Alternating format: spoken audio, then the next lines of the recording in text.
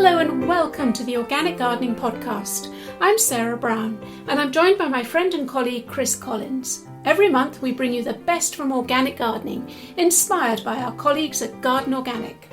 This month I'm off on holidays, well, admittedly staying at home, but enjoying the fruits of all that early summer growing. So I thought we could all put our feet up and enjoy a special summer episode when we down tools and listen to Chris chatting with an old friend, Mark Diacono. Mark is perhaps best known for his work at River Cottage, busy growing organic produce for the chefs and the TV crews. He has a few tales to tell about working for demanding media types.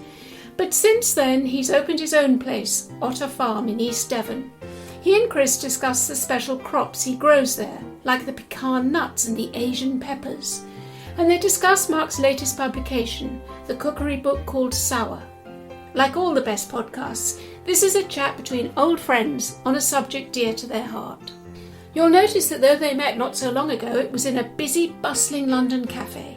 Let's hope that one day soon we'll all be back to enjoying the pleasure of a cuppa in each other's company. But before they start, a word from our sponsors. We're thrilled to have the support of the Organic Gardening Catalogue. Chris and I love this website as you can get everything you need to help your organic growing. Just click on www.organiccatalogue.com, and if you're a member of Garden Organic, you'll get 10% off.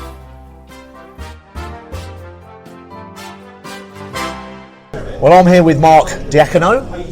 So I spent that night in a busy restaurant in Waterloo Station in London, amongst the hustle and bustle of London town itself. Thanks for coming along, Mark. Really appreciate it. Total pleasure. It's always, we see each other on the circuit, the RHS flower shows, don't we? And it's just nice to see you in a different environment. Yeah, mate. It's very nice, and I'm totally chuffed to be here. Yeah. Good stuff. Well, you're a busy man, aren't you? You're up to a lot. Yep. I'm sure it's a place to start. You're a photographer, an author, a gardener, a chef. Yeah, you do it all, don't you? Well, if you're not particularly good at anything, you do a lot. You're being modest, I think. You're being modest, but I think the best place for me to start, from my point of view, is just talk about your gardening. How did you get into? Where's your passion from gardening come from? I tend to do everything quite late in life, and gardening is definitely one of those things. So I didn't really pick it up, I guess, until maybe just over 20 years ago. I met the person who's now my wife, and she was well into gardening. And you know what it's like if you're with somebody who's into gardening. Yeah. You think, I'm a bloke. What am I going to do? I'm gonna grow some spuds. So I grew some spuds, and that was great. And it kind of sort of spiraled out of control a bit. You know, I wasn't expecting. I was just expecting to do. I could do a couple of things. I've got a gardening. First house I had ever kind of got a mortgage on. I'll start growing some stuff, and it kind of took me over. You know, I totally got the bug. I was totally not expecting it. I had plenty of other things I liked doing, including being idle, and that just took it over. And then I guess, you know, there are a few kind of right angle turns where you go, I've got the bug to start with, but then I started looking around about other things I could grow that would be on the usual, you know. Got inspired by a few people, you know. Was it always inspired by food? We always connected to the food growing side of things. Is that what's doing it? Totally that. I really only grow edible stuff. There's so much out there to eat. So many brilliant flavours. So many amazing cultures that have stories that are attached to this stuff that you kind of get your brain around. That I can't exhaust that if I live to be 120, you know. So, I guess increasingly I stick my foot across into the ornamental world, but only as a kind of background and the pollinating and all. Sure, so you sort of pollinate bees, butterflies, because you're quite unusual for a chef, I suppose. That's why a lot of people might see you that way, because a lot of your books are food connected, aren't they? But you're the one that you get a chef and you get a gardener, but you kind of bridge that, don't you? You go from your seed to plate in many ways. Totally that. I don't, that kind of dividing line didn't really exist if you're a gardener, because if you grow it, you're going to want to cook it, and it's just I'm not going to grow a load of spuds or a load of tomatoes or a load of whatever it is and then not want to make the best of it. So I guess and because I was starting from a point of I don't know what I'm doing. Yeah. You know, completely. You know, fairly. You know. So beginning of a journey. Totally that. And but obviously by that point I'm already eating a lot of food. I'm a greedy git. So I guess I came at it in reverse, which is what do I want to eat, because that's what I'm going to grow. Right. So the final outcome, the food on the table, was really what was motivating you. Yeah. And you said you like quite unusual stuff. You said, Well, again, that really. Not for the sake of it, but what was happening was I was thinking, right, what do I want to eat? And I made a big list when I didn't know what would or wouldn't grow in this country. I made a big list of it, loads of stuff, and I started knocking out different foods because you can't grow pineapple so easy here, or whatever. But then there was a lot of stuff on the margins, like pecans, almonds, apricots. Right, so nuts. So you're quite interested in nuts, dried fruits, stuff like that. All of that, and then I started looking more into other things. I was thinking, hang on, everybody's got pepper in their kitchen. Yeah. I don't think anyone's growing it. I started doing a bit of, research. No one's growing it. You can't grow the one, the common black pepper that's mostly from Terra. Tropical, yeah. But you can grow Nepalese and Japanese and Szechuan pepper, so started growing that. And then, so it was really not what's unusual that I can grow. It was, what do I want to eat? What do I eat? What do I want to try? And that kind of fired it all up. So that's where the seed to plate thing comes from. So you're looking at to grow to eat. So do you have any sort of horticultural gardening influences at all? Yeah, I do. My wife got me onto the kind of whole trailer things. Absolutely genuinely, regardless of what we're talking about, garden organic for me. Really? Totally. When I started off, I'm like, we wanted, because my wife was into ornamental gardening, but she got into the edible side with me. Having that resource there to turn to, kind of about how to do it in a kind of low impact organic way, but also all of the resources online. But then you got the heritage seed library. Yes, everything about it. It was the kind of place I turned to. So you found it as a source of knowledge, basically. That you could tap into, but also inspiration, because I didn't know at that point. I didn't have any clue about the importance of genetic diversity as far as seeds go. The importance of varieties, apart from flavour, or do they produce well, or are they disease resistant, whatever. So it opened the whole world to me. There was Monty Don. I think I was reading a lot of Monty's writing there, and that was inspirational in another kind of way, because the way he writes and communicates about the kind of act of gardening. Yeah,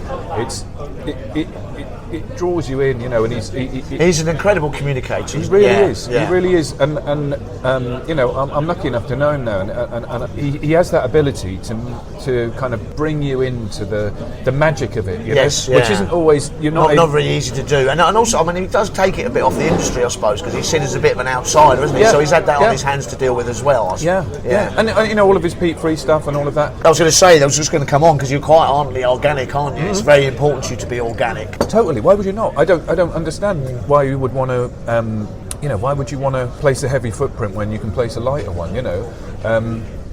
Everything about it makes complete sense, either from your own health or the health of the ecosystem, or the wider benefits. To me, it's a no-brainer to you. It's a total no-brainer, and obviously the things to do are just arm yourself with the ways of doing things that encourage and make life as an organic grower easy, and that is a lot of it is just thinking wider than yourself. It really is, and it's absolutely. I can't imagine growing any other way, because I don't think there is. All the rest of it is trying to get an edge. And the cost of that edge doesn't make any sense. Sure. So it is a complete no-brainer, and I think that the thing with gardening as well, is what's happened is it's much more inclusive now. It used to be about control and edging and regimented, and now we're much freer about it, and so I think that's put a different line on it completely. Totally that, and I think there are a lot of as you'd hope, there are a lot of moves that are really sort of interesting. That we're finding that instead of just thinking about growing edible stuff in those kind of regimented lines, and don't get me wrong, I love an allotment that's done beautifully like that, but there are other ways of doing it. There's a lot of perennial systems. There's no reason that we can't grow edible stuff in the same way that we do ornamentals. The plants don't know that we're going to eat them. So why would we not grow in so you're talking about things like permaculture. Do you practice any of that at all? Yeah, I think in the broader sense, I wouldn't call myself a permaculturalist, but I do. One of the kind of absolute kind of eye openers, brain openers, everything was I went to see a guy called Martin Crawford 20 years ago.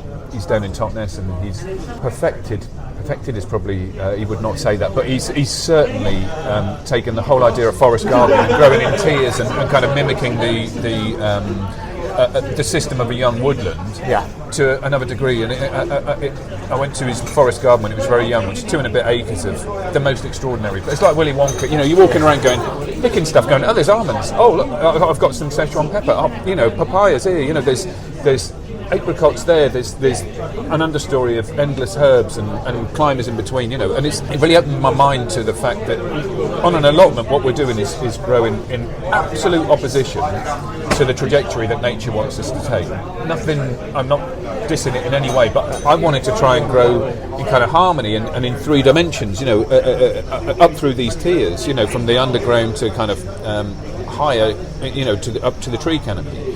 And it really appealed in this idea of growing your own nutrients and bringing in the pollinators and all of that stuff just blew my mind. Yeah, so I think it's if you look at, you're right, if you look at how nature does it acts as communities.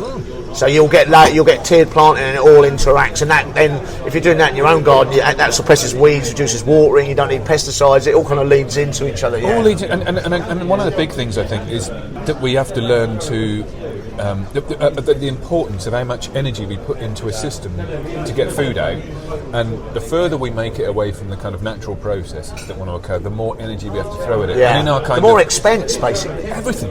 Whether that currency is money, carbon, water, whatever, to be more in tune is a good thing. Yes. And it's, I like doing it. It makes me feel like I'm part of the world that I'm in, which I am. So you're saying there's a spiritual side for you as well? Oh, totally. You can't have your hands in the soil and not marvel at the brilliance of this few centimetres on which all our lives depend. Yeah.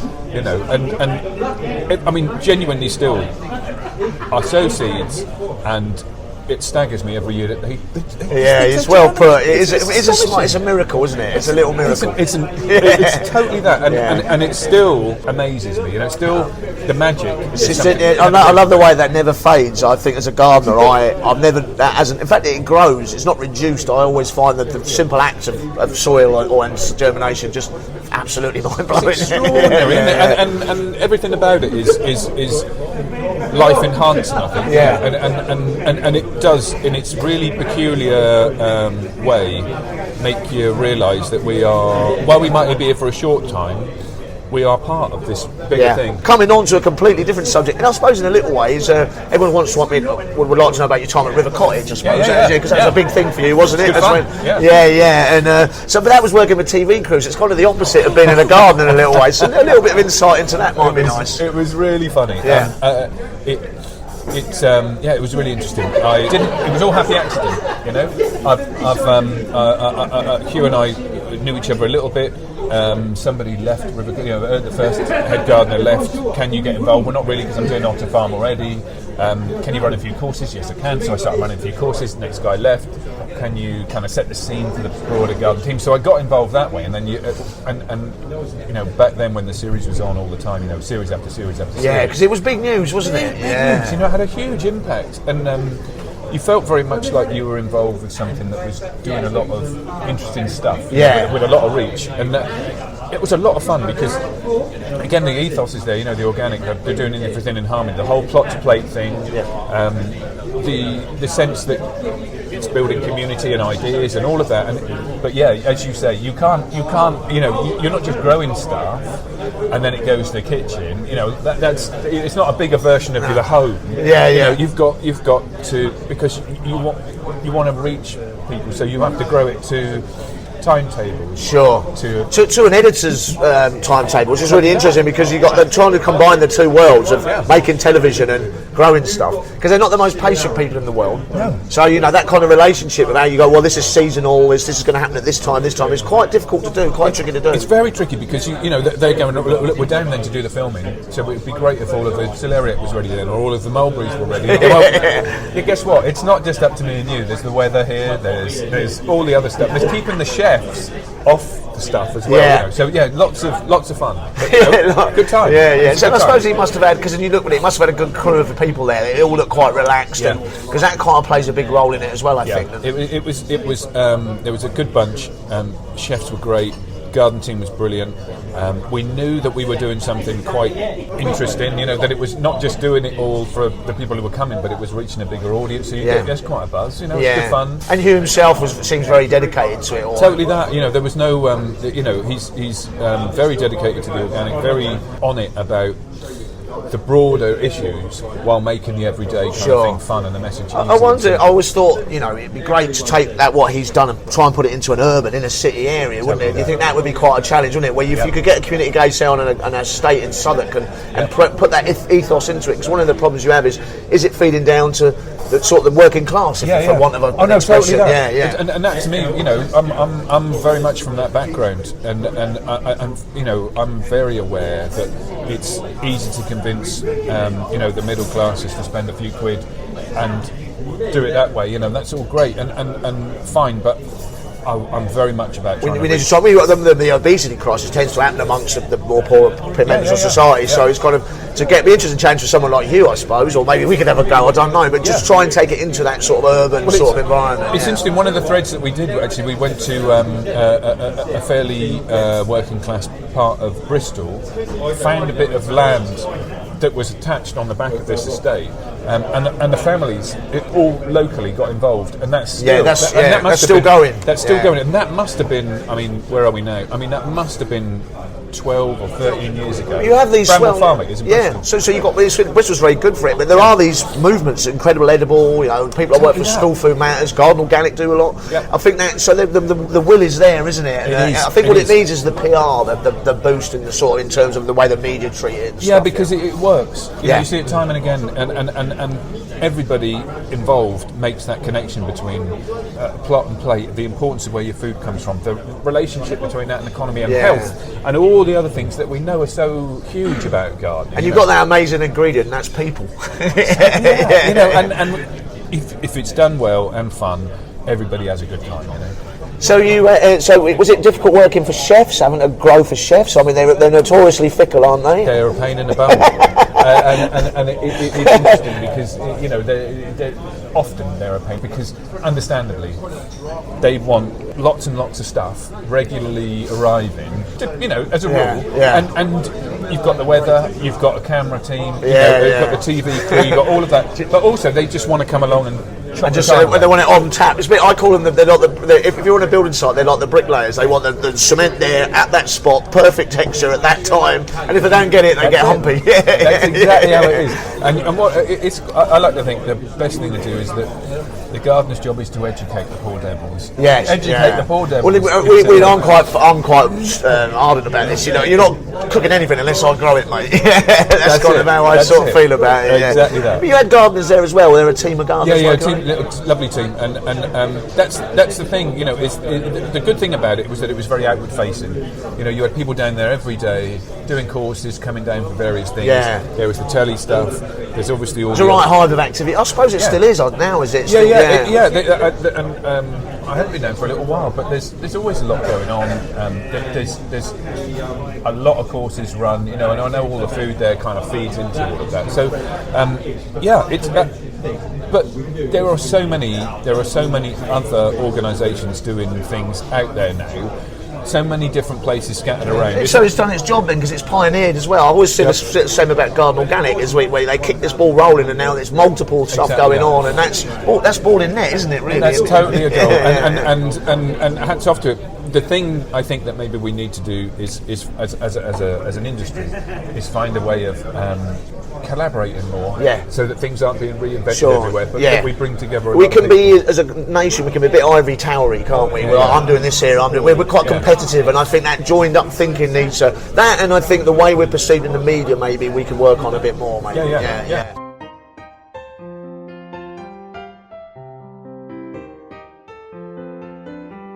Yeah, well, I'm going to ask you about your own place, because it's not all about you, is it? You've got Otter Farm. Tell me all about paint me a picture of how you deal with Otter Farm and your work there. Well, it's interesting because when we got married, we moved into a place that happened to have a big field out the back. Totally empty, and all I knew at the time was that I wanted to grow a load of mulberries, because you can't buy them anyway because they just fall to bits. All the birds have them first. And there's, you know, so I started planting things. No great plan, just because I wanted all of this stuff that you couldn't get from anywhere else, and it kind of took off. I started writing about it. I started doing a whole load of stuff with it. And then it occurred to me, hang on a minute, I'm enjoying all this stuff. I was experimenting with things that maybe had never been really grown in this country before, you know. things like pecans and Szechuan pepper and Nepalese pepper. And this was all feeding into your literature, your books, your writing. Stuff. Which are kind of, they sort of fed each other. I had never written before, but I started a blog because I wanted to record what I was doing, because I know that, I think I remember stuff and you never do. And that kind of took off. I started a nursery that sold a lot of the things that I found were really delicious and wonderful and the things I wanted to do. We're not the farm anymore, but the nursery side is still going. So it was. You have staff there, you have gardeners there working for you? At the time, no. I was looking. It was just single-handed. It was me looking after 17 acres. Wow. I had a guy, Trent, from the States who worked a day a week, and then a guy, Dave, who worked a day a week on the vineyard end of things, because I planted a vineyard there as well. So it's kind of 17 acres of pretty pioneering, unusual stuff. And what kind of condition is it when you began? Did you have to really graft hard to get it up and running? You think about it, if you think, I mean, even on the right, so 17 acres, I planted a vineyard that was about 3 acres, right? And you think, well, hang on a minute, that's about 7,000 vines. It's a big job, mate. And if you just walk up one side, pruning one side of the vines, pruning, come back in with the spacing of it, it's 20 kilometres to walk up one side and walk up the other. Yeah. And that's just pruning it once, or pulling out the leaves or whatever. And so, got all the mowing, you've got all the plants, tens of thousands of plants there.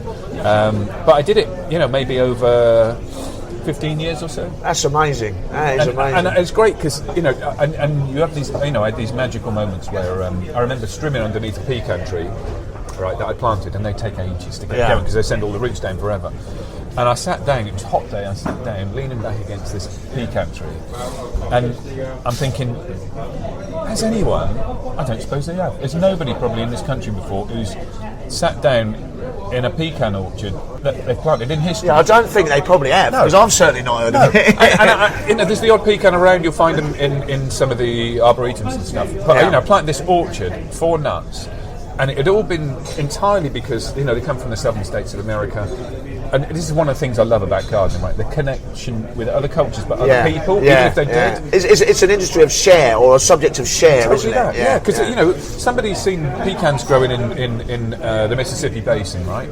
And thought, right, these seem to be growing well. I'll take a couple of seedlings, plant them a little bit further north. They get to Canada eventually over the decades and decades and decades. And I think, hang on, Canada here, I can plant. Surely I'll give them and that's entirely it. Because it's a temperate climate. Why not? Why not? Yeah. And so it owes everything to all of these one at a time people taking who got in touch, who that's just shared that information. Yeah. Did you have many problems with it? Was there difficulties, or did it grow well? Or? I planted them. So I had to. Nobody had them here, so I had to import 30 odd pecans, little seedlings from Canada. And I planted them, and I thought, what have I done? For 5 years. Did they not move? Nothing. Because they're putting down immense roots. And then they suddenly go, bam. So they've got the tap root down, spread out the root, and then they went, right, I'm ready, I'm off. And I tell you, and that's all organically done as well? Everything was organic. Yeah, everything was organic. Everything, green manures underneath everything, lots of mineral accumulators and stuff. So you do root run courses there now as well, do you? I did, We're not at the farm now. Right. But I run courses elsewhere. So that'll be about your experiences at Otter Farm and growing unusual stuff. Why I think the most important thing when you come to grow stuff is what you do on your backside before you start doing it, which is make a good plan. Think about what you want to think ahead. I think every deep gardener worth their salt is 3 months ahead of the game or 6 months ahead of the game, because you're always planning, you're always looking forward, and that really helps you when you're on your work with totally that, and also about how to use it, how to make ferments, how to make cocktails, all the stuff. If you've got to know, in a way, the growing side is the least of your worries. If it works, it's got first time I grew anything on any scale, I ended up with barrow loads of spuds, barrow load of carrots, barrow load of onions. I'm going, what the hell am I going to do with this? I've grown too much of everything. You've got to remember that if it works, are you happy? Is it the right amount? Does it come in the right? Do you want it in gluts or do you want it drip, drip, drip? All of that is all about thinking ahead. So you need a stagger, you need to think about rotates or rotating, all that sort of thing. What do you want? Then when it comes, you're ready for it. What's your recipes? Do you want? Because otherwise, you're right. You end up. I mean, I did it this year with squash, and I have West Indian neighbours, and they love squash. And towards the end, they were running away from me because I didn't want any more squash. So you do need to plan a little bit of what you're doing. You do. You do a little bit of design as well, do you? Tell me a little about that. Well, I think that traditional view that the kind of an allotment or an edible space is the kind of rectilinear, lots of bare ground, ... is being challenged now, which is really nice by people who are growing more in a way of kind of ornamentals, and swaves and all of that. Like I say, the plants don't know they're edible, so there's no reason we can't design with the same aesthetics and the same kind of sensibilities and eye as somebody designing an ornamental garden. So do some of that, but I integrate it with that kind of idea of the food forest and agro planted in tiers. Yes, agroforestry, all of that stuff. Well, you know what, and I really mean this. I love the book Sour. I just love that book. Thank you. I just really do. It's just. And tell me what gave you that idea? What attracted you to do that? It was, again, I'm a big believer in the power of happy accident. So I started making sourdough years and years and years ago, and like lots of people, you kind of stop, start, kill a start again, all of that business. And I then got into fermenting. I realised that a lot of the flavours I was using were sour, lots of really interesting stuff, and that there were a lot of other cultures where sour was a really big deal, and less so the kind of traditional English diet. Yes, we love lemons, we don't mind a bit of vinegar, we'll have a bit of tamarind as long as it's in brown sauce, but after that we're not really kind of playing. So looking beyond all that, it also hit me that a lot of sour foods are wildly healthy, either because they're fermented and they're bringing all the kind of... Also, the Asians are big at sour food. I lived in Japan, and the Koreans with kimchi, and they're big sour eaters, exactly. aren't they? A third of the food eaten on this planet is fermented. Yeah. And we here, like I say, the traditional British diet has very little of that. It's very, very good, all of that stuff. But also, as someone who loves cooking and making the most of the ingredients that I'm growing, sourness and how to use sourness well is such an amazing kind of transformative thing as someone who's cooking, just at home. Yeah. It often, it's not about really having a sour meal.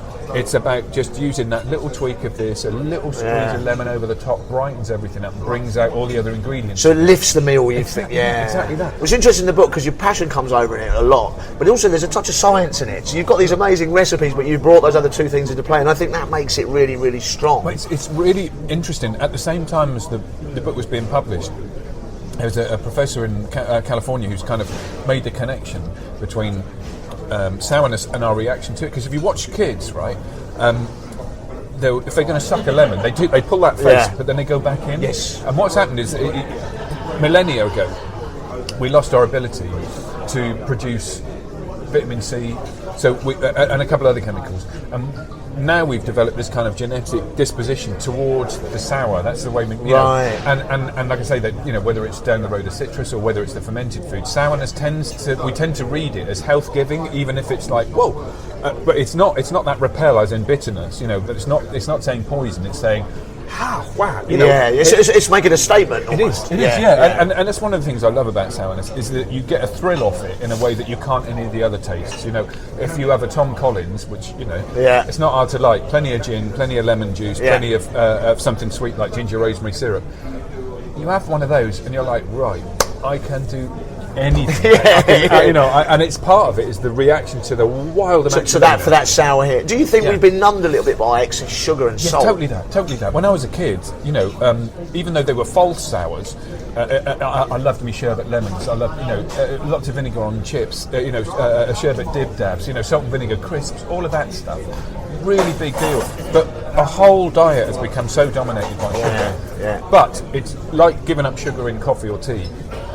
You have to withdraw from it. You do, but it's very short time, and then as soon as you get sourness into your diet, you're suddenly craving it, and it's because it's such a pleasurable flavour. Sure. And whether that's in balance, nice and subtly, or whether it's kind of a big wallop, right? It does that. Yeah. So you say if you were to encourage people to eat sour, then you would just start with a twist of lemon maybe on something, or the sort of ingredient. There's certain key ingredients you'd use. Yeah. I would start playing with look to other cultures. Like you say, kimchi in Korea. Virtually everybody makes their own. You eat it 2, 3, 4 times a day. Maybe it's the most eaten food on earth. Apparently, they eat tons and tons of it. My missus, who's Japanese, would call over broken glass for a bit of kimchi. Exactly that. So other, there are lovely spices. A lot of most Indian food is soured, or a lot of it is soured in some way. So whether it's tamarind or whether it's lime or whether it's vinegar, like in vindaloo, that's vinegar and garlic. Yeah. Whether it's there's a lovely spice mix called chat masala, which has got powdered sour mango in it. Sourness is a big deal everywhere else. Just exploring those flavours just changes everything you eat. And makes the most of the stuff you grow yourself. You light it up, you really do.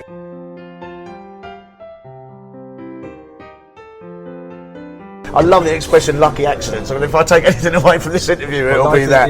We can all pretend that we had a plan, but most lucky accidents is perfect. Yeah. So I suppose the best way to finish this, I suppose, in a way, we talked about healthy eating. Really, do you think that we, as a country or as a people, we're starting to improve on that? Do you think that movement is increasing? You see that when you're out and about? I do. I think I see it in schools, which is really good. I see that the bigger issue. I mean, the thing all the time is, how do we make this not a dull drag? In a way, how do we sex it up, for want of a word? I know it's not a good expression, but because nobody wants to. Oh, because it's good for you. Forget it. No one's going to.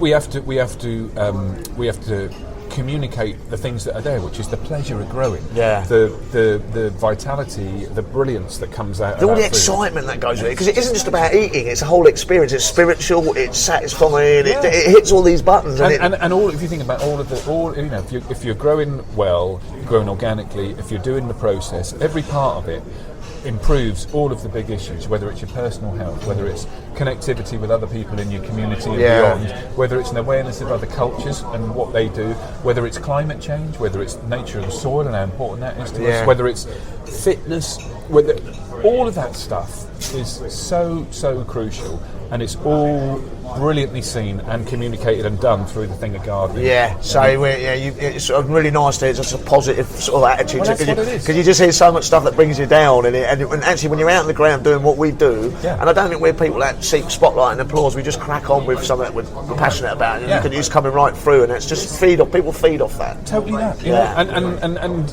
it, to me, it's the light switch. If you garden even a little bit, it turns your brain. You're suddenly looking at all the other parts. You go through the door, life. there's no coming back the other way. And actually, it's a good place to finish, because I think a lot of people out there, especially in London, half the people here haven't got gardens. If you had a small balcony or a little plot, do you think it's still possible to grow? How would you go about that? You got any tips for that? Yep, for sure. I would. The big deal is to get repeated harvests of something. Don't just you can use a pot. You get cauliflower. You got one lunch, right? Yeah. So some perennial thinking. I would go for unbuyable, perennial, repeat harvest. So certainly the perennial herbs are a big deal, because if you've got 3 or 4 pots of perennial herbs, you can change every meal you eat. I mean, how big a deal is that? That to me is, you can influence everything from breakfast to your dinner.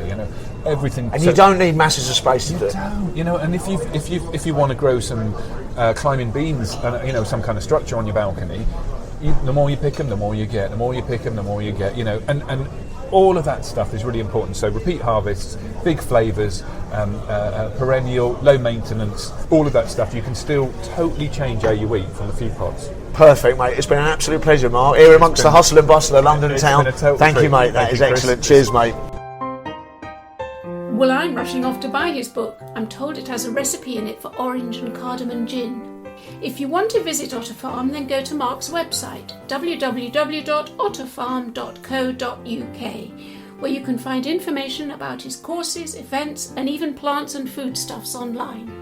Next month, Chris meets another passionate gardener, writer, and bon viveur, Caroline Holmes. Join us then when we discuss the tasks and joys of organic autumn growing in September. Bye for now. Our thanks to Kevin McLeod for providing the music.